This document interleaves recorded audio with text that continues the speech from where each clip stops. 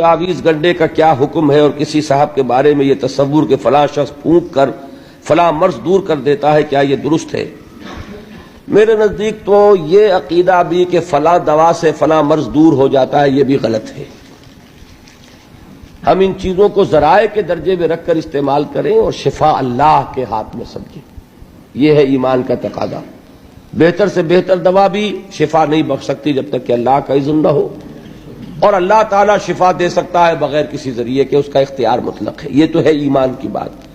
باقی ذرائع میں اگر کوئی جھاڑ پھونک میں کوئی مشرکانہ کلمات نہ ہو، کوئی غلط چیز نہ ہو، بلکہ کوئی آیات قرآنیہ کے ذریعے سے ہو رہا ہو، تو اس کو حرام کوئی نہیں کہہ سکتا۔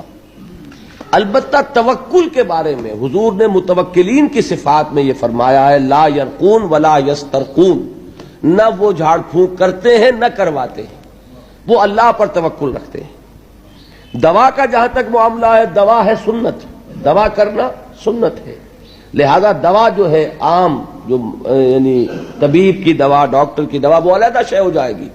اس میں بھی یہ یقین نہ رکھیے کہ شفا اس دوا میں ہے، بلکہ یقین تو یہ رکھیے شفا تو اللہ کے ہاتھ میں ہے، لیکن مسنون ہے علاج کرانا، تو ہم سنت پر عمل کرتے ہوئے علاج کرا رہے ہیں۔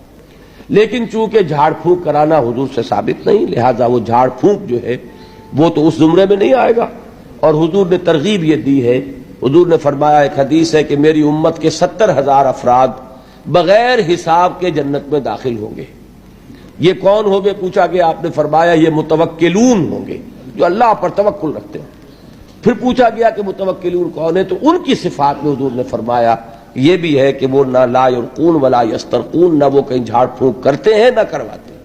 تو یہ چیز اس اعتبار سے پسندیدہ نہیں۔